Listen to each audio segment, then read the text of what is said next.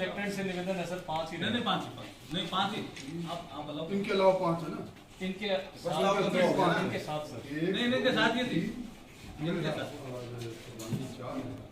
इनके साथ प्रस्ताव साइन होंगे बाद में साइन कराएंगे बाद में साइन कराएंगे। अच्छा मैंने आप कहो ना आपको रहना पड़ेगा।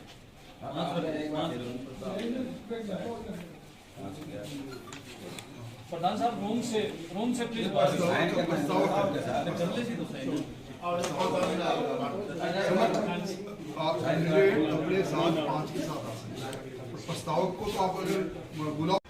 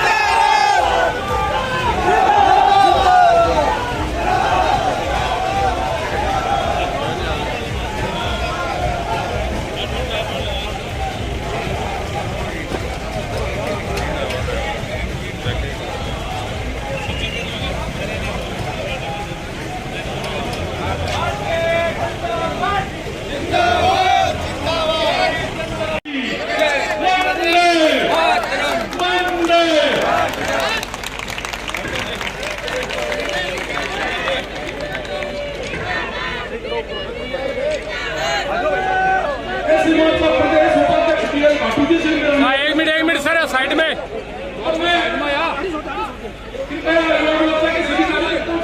संस्कृति जी जो दोनों सांसद महोदय और उपस्थित सभी मोदी जी के साथ हवा नहीं चलेगी क्या? ये तो बताओ चलेगी कि नहीं चलेगी? देखिए मुझे अच्छी तरह से ध्यान है कुंभ के मेले में सरदार शहर के आदमी कुंभ देख के आए थे। मेरे पास डायरी में लिखा हुआ, मैं उनके घर भी जाऊंगा। उन्होंने मुझे कहा कि प्रधानमंत्री मोदी जी को यूपी के तो मैं हो गई जिस तरह की सफाई हमें दिखी है ऐसा ही हमें अभी नहीं दिखी। ऐसे मोदी जी और कुछ बनाना है ये के बीच में कुशासन राजस्थान सरकार भ्रष्टाचार शर्म योजनाओं का बहुत जिक्र अभी कर रहे थे, लेकिन योजनाओं का जब हमारा बीजे का समाचार चल रहे अब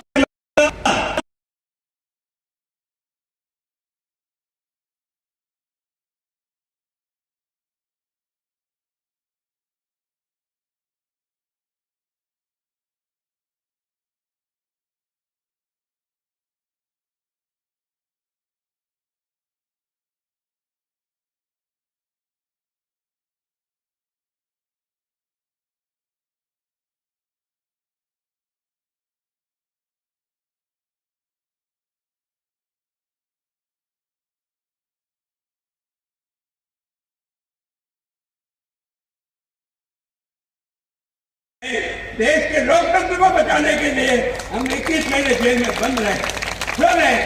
मैं आज सब नेता जो बैठे हैं उनको भी स्वागत कराता हूँ। अगर हमारी पार्टी हारती है ना, इसका मतलब हमें जवानी का जोश नहीं है, इसलिए हमारी पार्टी हारने की कोई नहीं हो सकता। दुनिया में कोई पैदा नहीं हुआ जो बीजेपी को हरा सके। अगर हम ही कमजोर पड़े ना, ये हमारा दोष होगा।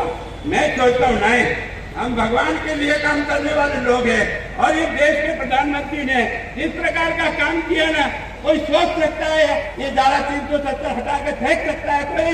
ये पहला बहादुर प्रधानमंत्री जिसे तोड़ के फेंकी है यार। कितने सारे धार्मिक स्थानों को ओबामा के पास गया ना तो ताजमहल भेंट नहीं किया यार।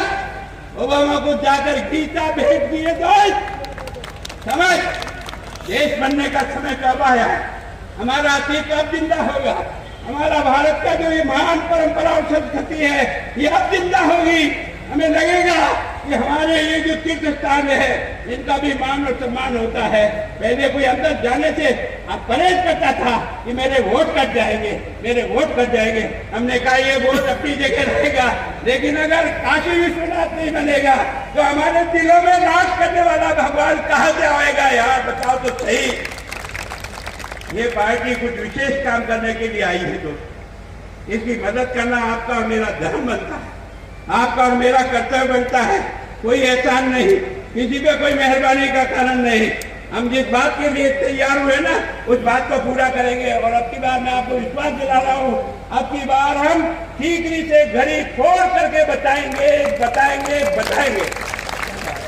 केवल आप लोगों का आशीर्वाद चाहिए, आप लोगों का सहयोग चाहिए। इतनी बात कहकर अपनी बात समाप्त कर दूं। धन्यवाद।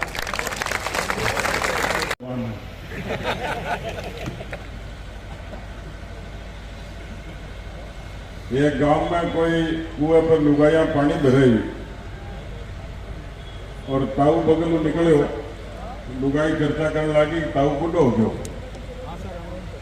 ताऊ का काना में आवाज पड़ गई, पाछो गयो कि एक बार चुनाव जिता के दिखा दो, फिर ठीक हो गया, छोरो कौन जा रहे हो।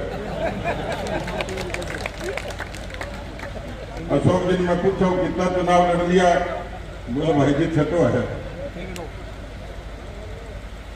और खाली अशोक जी की जवानी को सवाल को नहीं है, जितना भाषण हुआ वो लगभग आप वही है जो सरदार शहर की जनता की लोकतंत्र की समझ को चुनाव है। आदरणीय मेघवाल साहब की सगड़ी बात आप लोगों ने बताई है और मैं चुनाव में लगभग काफी समय आप लोगों के बीच में रहेगा के बाके भजन को आनंद भी ले सको। अच्छा भजन गावे, रामदेव जी का भजन सुना हो ना, ये डिमांड भी करो वंस मोर बोलोगा तो एक बार तो नटेगा तो सुना देगा। स्वामी सुमेधानंद जी और हमारे मंच पर जो बहुत ही वरिष्ठ हैं आदरणीय राम प्रताप जी सिंचाई मंत्री है, हनुमानगढ़ जानो सगड़ाई थे, गुलाब जी भाई साहब जी की ईमानदारी की बात कह रहा, वह बीजेपी के नेताओं के चरित्र में दिखा ऐसा नेता राम प्रताप जी है। हनुमानगढ़ में आप लोगों को आशीर्वाद लेने के लिए आया है। हमारे जिलाध्यक्ष जी और सभी नेता हैं, सांसद भी हैं, विधायक भी हैं, पूर्व विधायक भी हैं, पार्टी का पदाधिकारी भी है।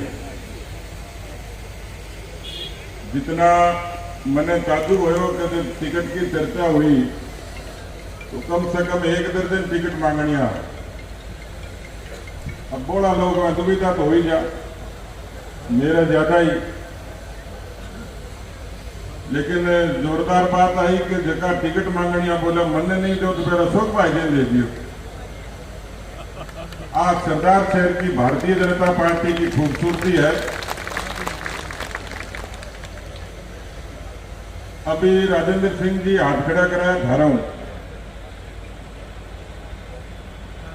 कि भाई अशोक जी के सागे जो को पूरी परिश्रम लड़ेगा और भारतीय जनता पार्टी के लिए वो वोट मांगा को जगह हाथ खड़ा करो। और सागे सागे लुगाई की भी सौगंध दिवा दी तो मने भी खड़ो करना पड़ो, क्योंकि शाम का मने भी घरे जाना। या देख लेती आप पूछता तो हो ही जाती कि मैं हाथ खड़ा करो, मेरे नाम पर मेरी सौगंधी भी हाथ को खड़ा करा। अब देख लो जोखिम थारे हाथ में है, क्योंकि लुगाई की सौगंध दिवाती थी, हाथ खड़ा करा दिया। अब राजेंद्र जी तो आपको वजन उतार दियो, थारे माथे पर धर दियो। तो मैंने लगा कि थाने बहुत मजबूती से काम करने की जरूरत है। के साथ हमेशा मिलने जुलने वाले इस धरती के पुत्र अशोक पींचा जी ने नामांकन दाखिल किया है। पूरी भारतीय जनता पार्टी हमारे इस चुनाव के प्रभारी अर्जुन मेघवाल के नेतृत्व में हम एक जगह पर हैं। हम पूरी पार्टी मिलकर अशोक पींचा को जिताएंगे और उन मुद्दों को लेकर जनता के बीच में जाएंगे जिन मुद्दों के आधार पर आज से ठीक 4 साल पहले यहाँ कांग्रेस पार्टी के जीतने का मौका जनता ने दिया था। एक भी वादा अगर सरकार पूरा कर लेती तो शायद ये नौबत नहीं आती। इस बार हर हालत में ना कोई सहानुभूति रहेगी ना और। इस बार अशोक पींचा जीतेंगे, बड़े मार्जिन से जीतेंगे। सर, जो जातीय समीकरण है उनके बारे में कहा जाता है देखिए, जातीय समीकरण के आधार पर कभी चुनाव नहीं लड़े। मैं खड़ा हूं इस पड़ोस के जिला मुख्यालय से 7 बार लगातार जीता हुआ। मेरी जाति के वोट भी वहां 15, 16, 17 हजार वोट होंगे। इसलिए इस जिले के अंदर जातीय समीकरण के आधार पर नहीं, हम कार्यकर्ताओं के संगठन के आधार पर, कार्यकर्ताओं के बूते के आधार पर और हमारे जन आधार के आधार पर चुनाव मैदान में और जीतेंगे। आरएलपी का दावा है कि तीसरे नंबर पर भाजपा को। आरएलपी के दावा ये एक तरह से उनके सपने हैं, शेख चिल्ली के सपने हैं। आरएलपी का यहाँ कोई संगठन नहीं, कोई आधार नहीं। आरएलपी का जातीय कार्ड यहाँ नहीं चलेगा, क्योंकि यहाँ के किसान हमेशा भारतीय जनता पार्टी के साथ जुड़े हुए हैं। आती रही, सरकार ने कोई ध्यान नहीं दिया तो विकास का काम कहाँ से होता है? जब लड़ाई होती है घर में तो विकास का काम हो नहीं सकता। तो जनता उस बात का जवाब देगी। इस मुद्दे को लेकर मैदान में जा रहे हैं। लेकिन ये दावा तो आप पहले भी करते रहे, लेकिन जनता ने 2008 के अलावा आपकी बात ही नहीं मानी। ऐसा है कि उस समय जनता की ये बात समझ में नहीं आई कि भी कहाँ क्या कर रहे हैं, लेकिन ये अब ये समझ में आ रही है कि आज जो कांग्रेस का उम्मीदवार बनने जा रहा है अनिल शर्मा, वो खुद गांव में कह रहा है कि मैं मेरे पिताजी के अधूरे काम पूरे करूंगा। तो सदार शहर की जनता 35 साल उनको दे दिए, फिर भी अधूरा रह गया, तो अपने आप ही स्वीकार करें, कुछ किया ही नहीं हमने। आप क्या काम कराना चाहते हैं पूरा, जो आपको लगता है कि विकास का? सबसे ज़्यादा यहाँ परेशानी है किसानों की। इस सरकार के आने के बाद में कम से कम 3000 लोगों से डिमांड नोटिस भरवा लिए। 1 साल से 2 साल डिमांड नोटिस भरे हुए हो गए। 90 दिन में उनको कनेक्शन देना होता है, लेकिन 10-10, 11-11 लाख रुपये किसान के लग गए।